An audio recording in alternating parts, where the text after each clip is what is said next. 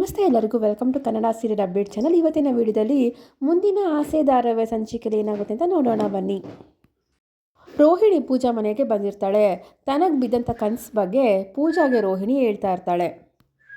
ಪೂಜಾ, ಏನೇ ಈ ಥರ ಕನಸೆಲ್ಲ ಬಿದ್ದಿದೆಯಾ ನಿನಗೆ?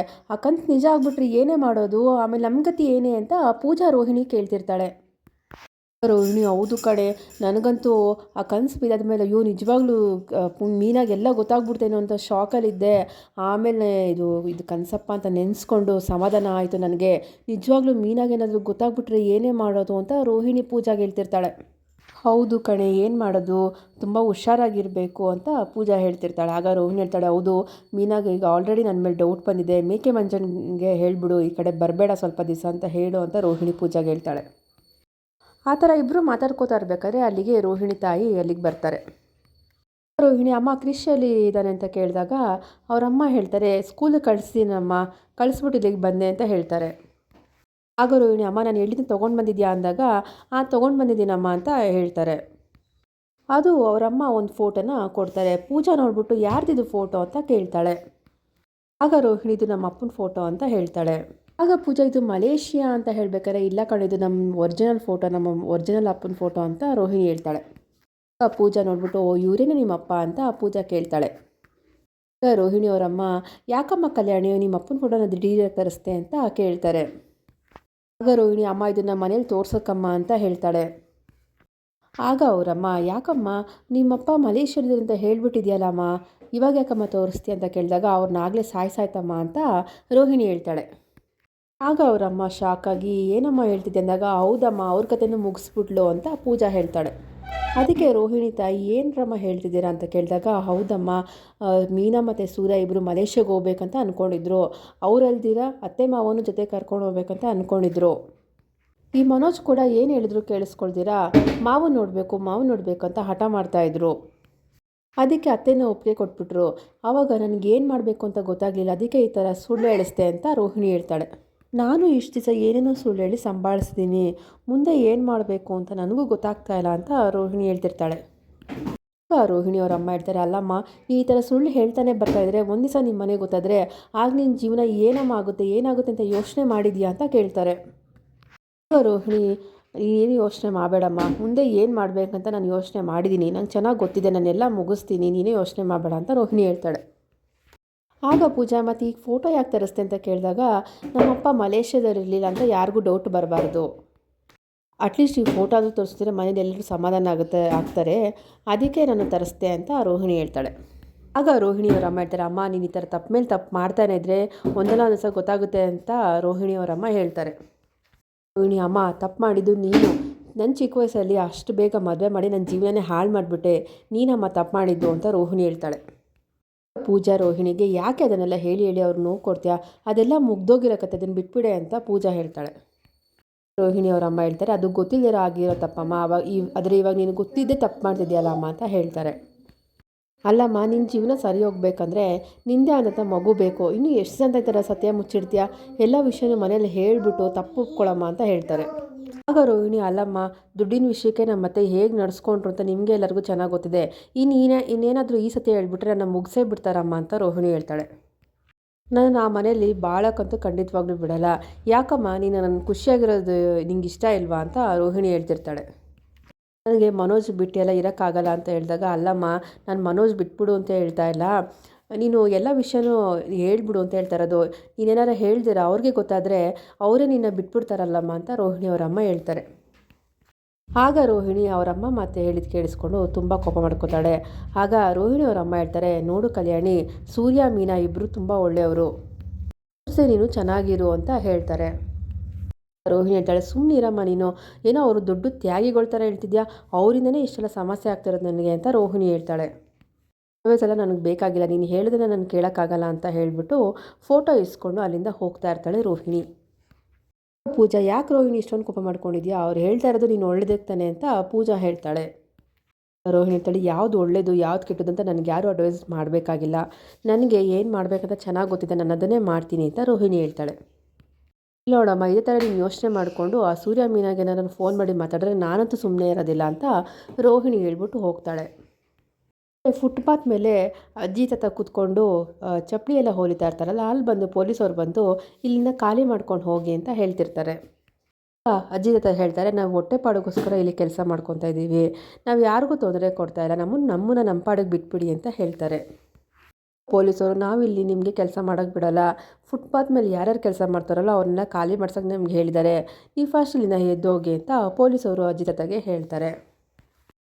ಅಜ್ಜಿ ತಾತ ನಾವು ಯಾರಿಗೂ ತೊಂದರೆ ಕೊಡಲ್ಲ, ನಮ್ಮ ಪಾಡಿಗೆ ನಾವು ಕೆಲಸ ಮಾಡ್ಕೋತೀವಿ ಅಂತ ಹೇಳ್ತಿರ್ತಾರೆ. ಆ ಕಡೆ ಟ್ರಾಫಿಕ್ ಪೊಲೀಸ್ ಬಂದು, ಏನಯ್ಯ ಈ ಥರ ಹೇಳ್ತಿದ್ಯಾ ನೀನು, ಇವ್ರಿಗೆಲ್ಲ ಹಿಂಗೆ ಹೇಳಿದ್ರೆ ಸರಿ ಹೋಗಲ್ಲ, ಏನೇನಿದೆ ಸಾಮಾನೆಲ್ಲ ಎತ್ಕೊಂಡು ಗಾಡಿ ಹಾಕೊಂಡು ನಡೀರ, ಆವಾಗ ಅವರೇ ಎದ್ದು ಹೋಗ್ತಾರೆ ಅಂತ ಹೇಳ್ತಾರೆ. ಅಜ್ಜಿ ತಾತ ಬೇಡಪ್ಪ ಬಿಟ್ಬಿಡಿ, ನಾವು ಹೇಗೋ ಬದುಕೋತೀವಿ ಅಂತ ಇಬ್ಬರು ಗೋಳಾಡ್ಕೊಂಡು ಕೇಳ್ಕೊತಾ ಇರ್ತಾರೆ. ಎಷ್ಟು ಬೇಡ್ಕೊಂಡ್ರು ಕೇಳ್ದಿರ ಪೊಲೀಸವರು ಎಲ್ಲ ಸಾಮಾನು ಎತ್ಕೊಂಡು ಗಾಡಿಗೆ ಹಾಕೊಂಡು ಹೊರಟೋಗ್ತಾರೆ. ಈ ಕಡೆ ಪೊಲೀಸ್ ಹತ್ರ ಎಷ್ಟು ಬೇಡ್ಕೊಂಡ್ರು ಕೇಳ್ತಾನೆ ಇರೋದಿಲ್ಲ. ಅಷ್ಟರಲ್ಲಿಗೆ ಸೂರ್ಯ ಮೀನಾ ಇಬ್ಬರು ಬರ್ತಾರೆ. ಕೇಳ್ತಾನೆ ಪೊಲೀಸ್ ಹತ್ರ, ಏನು ಸರ್ ಈ ಥರ ಎಲ್ಲ ಮಾಡಿಬಿಟ್ರಿ, ಹೇಗೋ ಅವರು ಜೀವನ ಮಾಡ್ಕೊತಾ ಇದ್ರು ಅಂತ ಸೂರ್ಯ ಹೇಳ್ತಾನೆ.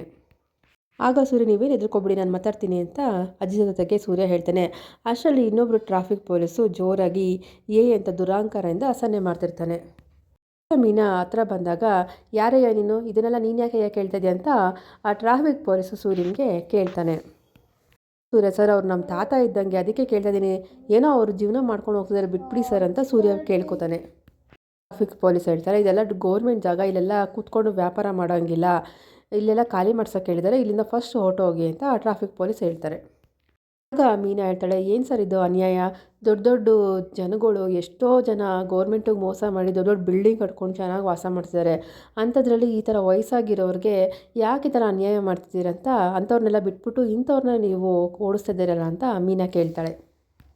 ಇನ್ನೊಬ್ಬ ಟ್ರಾಫಿಕ್ ಪೊಲೀಸ್ ಬಂದು, ನೋಡಮ್ಮ ಇಲ್ಲೆಲ್ಲ ಈ ಥರ ರೋಡ್ ಸೈಡ್ ಇಟ್ಕೊಂಡಿರೋ ವ್ಯಾಪಾರಿಗಳನ್ನ ಖಾಲಿ ಮಾಡಿಸ್ಬೇಕಂತ ನಮ್ಗೆ ಆರ್ಡ್ರ್ ಬಂದಿದೆ, ನೀವೆಲ್ಲ ಖಾಲಿ ಮಾಡ್ಕೊಂಡು ಹೋಗಿ, ಸುಮ್ಮನೆ ನಾವೇನೂ ಮಾಡೋಕ್ಕಾಗಲ್ಲಮ್ಮ ಅಂತ ಹೇಳ್ತಾರೆ.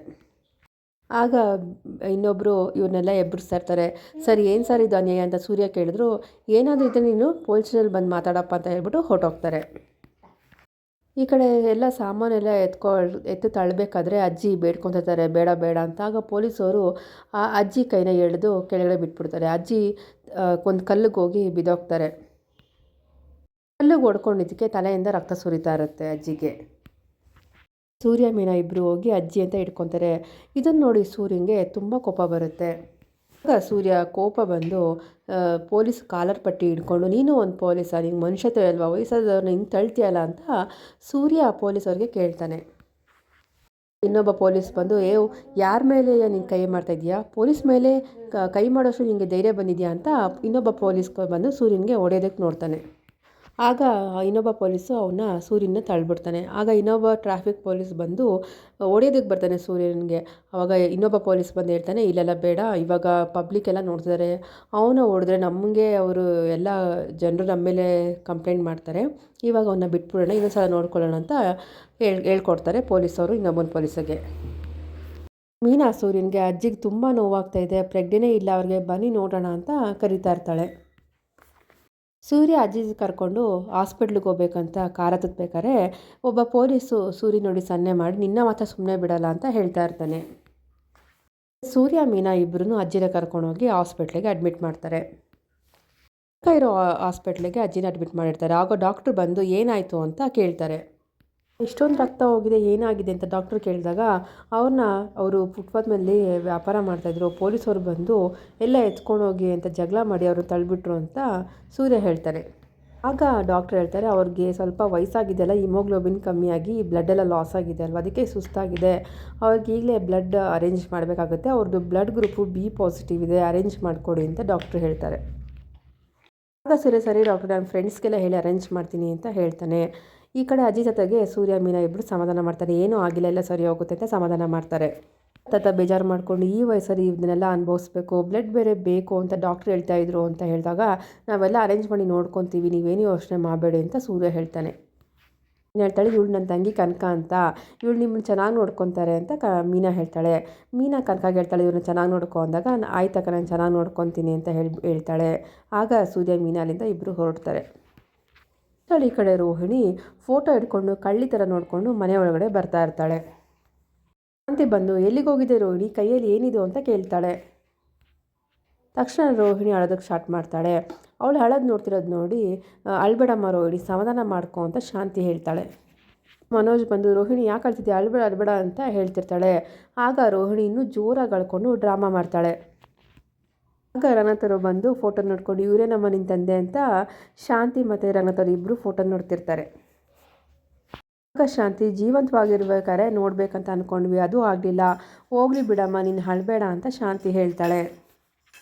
ದೊಡ್ಡ ಪಾಪಿ ಅತ್ತೆ, ಕೊನೆಗಾಲದಲ್ಲಿ ನನ್ನನ್ನು ನೋಡದೇ ಇರೋಗಾಯಿತು. ನಾನು ಇಲ್ಲಿಗೆ ಬರಬೇಕಾದ್ರೆ ಅವ್ರ ಹತ್ರ ಜಗಳ ಮಾಡ್ಕೊಂಡು ಬಂದಿದ್ದೆ, ಅದಕ್ಕೆ ಅವ್ರು ನನಗೆ ಒಂದು ಫೋನ್ ಕೂಡ ಮಾಡ್ತಾ ಇರಲಿಲ್ಲ. ಈಗ ನನ್ನ ದುರಾದೃಷ್ಟನೋ ಏನೋ ಗೊತ್ತಿಲ್ಲ, ಅವ್ರನ್ನೂ ಕಳ್ಕೊಂಬಿಟ್ಟೆ ಅತ್ತೆ ಅಂತ ಜೋರಾಗಿ ಹೇಳ್ಕೊಂಡು ನಾಟಕ ಮಾಡ್ತಾಯಿದ್ದಾಳೆ ರೋಹಿಣಿ. ಸಾರಿನಪ್ಪ ಅಂತ ನಾಟಕ ಮಾಡಿಕೊಂಡು ಮನೋಜನ ತಬ್ಕೊಂಡು ಶಾಂತಿನ ಒಂದು ಸಲ ತಬ್ಕೊಂಡು ಜೋರಾಗಿ ಅಳ್ತಿರ್ತಾಳೆ. ಮನೋಜ್ ಫೋಟೋ ಇಟ್ಕೊಂಡು ಅಮ್ಮ ಹೂವು ಎಲ್ಲಿದೆ ಅಂತ ಶಾಂತಿ ಕೇಳ್ತಾನೆ. ಶಾಂತಿ ಮೀನಾ ಫ್ರಿಜ್ಜಲ್ಲೆಲ್ಲ ಇಟ್ಟಿರಬೇಕು ನೋಡು ಅಂತ ಹೇಳ್ತಾಳೆ. ಮನೋಜ್ ಹೂವು ತಂದು ಫೋಟೋಗೆ ಹಾಕಿ ನಿಮ್ಮನ್ನಂತೂ ನೇರವಾಗಿ ನೋಡೋಕ್ಕಾಗಿಲ್ಲ, ಆದರೆ ಇಲ್ಲಿ ನಿಮ್ಮ ಮಗಳು ನನ್ನ ಜೊತೆ ಇದ್ದಾಳೆ, ಅವಳನ್ನ ತುಂಬ ಚೆನ್ನಾಗಿ ನೋಡ್ಕೋತೀನಿ, ನೀವೇನು ಯೋಚನೆ ಮಾಡಬೇಡಿ ಅಂತ ಮನೋಜ್ ಕೈ ಮುಗಿದು ಬೇಡ್ಕೊತಿರ್ತಾನೆ. ರಂಗನಾಥರು ಮನೋಜ್ಗೆ ಕರೆದ್ಬಿಟ್ಟು ನೋಡಪ್ಪ ರೋಹಿಣಿನ ಕರ್ಕೊಂಡೋಗಿ ಸಮಾಧಾನ ಮಾಡು ಅಂತ ಹೇಳ್ತಾರೆ. ಇಲ್ಲಿಗೆ ಸಂಚಿಕೆ ಮುಗಿಯುತ್ತೆ. ಮುಂದಿನ ಸಂಚಿಕೆ ಏನಾಗುತ್ತೆ ಮುಂದಿನ ವಿಡಿಯೋದಲ್ಲಿ ತಿಳಿಸ್ಕೊಡ್ತೀನಿ. ಈ ವಿಡಿಯೋ ಇಷ್ಟ ಆಗಿದ್ರೆ ಲೈಕ್ ಮಾಡಿ, ಎಲ್ಲರಿಗೂ ಶೇರ್ ಮಾಡಿ. ಮತ್ತೆ ಸಿಗೋಣ ಮುಂದಿನ ವಿಡಿಯೋದಲ್ಲಿ. ವಿಡಿಯೋ ನೋಡಿದ್ದಕ್ಕಾಗಿ ಧನ್ಯವಾದಗಳು.